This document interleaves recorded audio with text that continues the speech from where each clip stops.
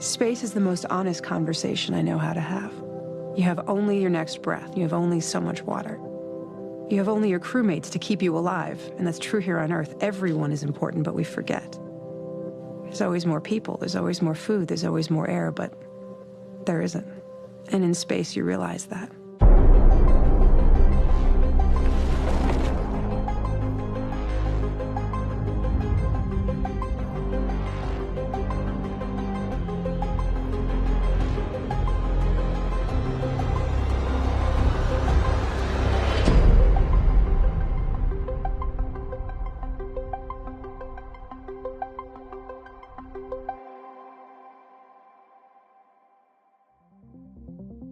My name is Shayna Gifford. I was the Chief Medical and Safety Officer on the one-year mission to simulated Mars. The idea actually was sort of invented by some folks in Hawaii who looked at their beautiful big volcanoes and thought, that kind of looks like Mars. There's nothing up there. There's no people, there's no trees. The only things you can see are other volcanoes. So you're actually very isolated up there. So they built a base, 1,200 square feet of a geodesic dome, and they started doing research about what it would take to put people on actual Mars, about how to keep them healthy and how to keep them getting along for a year. Did it seem like time moved slower or faster? It seemed normal at first.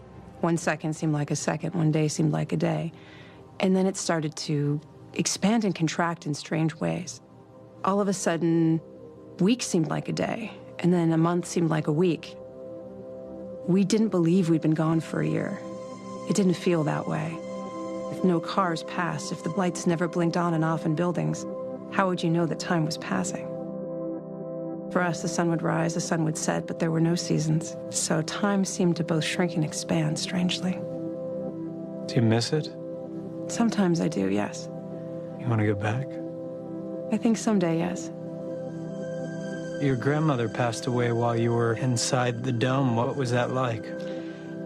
She was healthy when I last saw her here in Los Angeles. She was standing by her kitchen, washing green grapes in the white porcelain sink. And then she just began to decline. And my mother tried to shield me from it, but my cousins would tell me what was going on. So I started sending her films I made of myself. Hi, Grandma. Everything's doing as well as can be, I hope. Say hi to Grandpa, and I love you. And one day I knew this would be the last film I made for her. So I had to think of something to say. And so I said the thing I would say if I'd been there. Thank you. I love you. I'll see you soon, I hope. She must have been very proud of you. I hope so. What was her name? Beverly.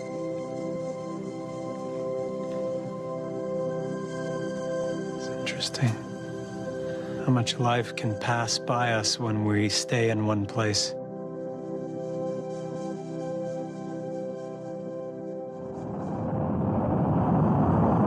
What's the journey to Mars like? Well, that's a good question. I hope it'll be scientifically and intellectually rigorous and very gratifying for the people who finally do it. I hope it'll also be challenging and maybe just a little bit scary. You're far away from everything when you're out there. You can't just run to the store. You don't have a tool, you don't have it. You have to make it or print it or hit rocks with hammers until something comes out of it. No one alive today remembers what it was like to try and go to California back when people lived in mostly Boston.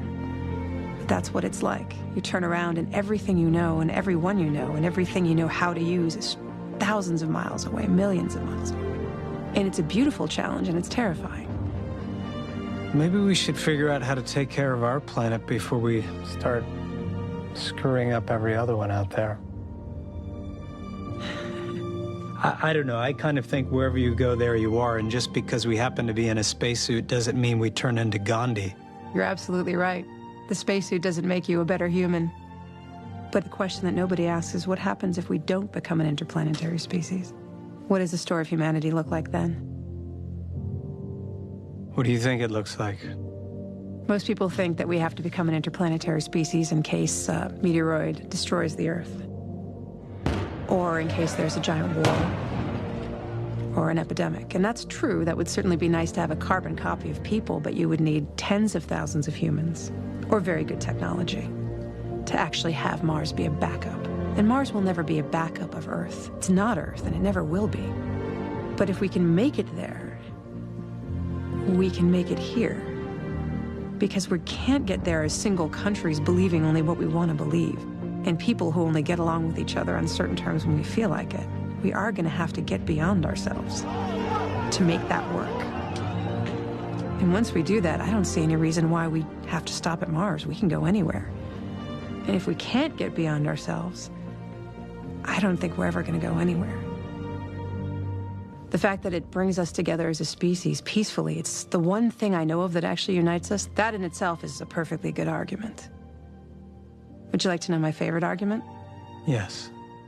That Mars, space in general, is the ultimate extreme environment. And we need to become masters of an extreme environment because that's what we're doing to this planet now.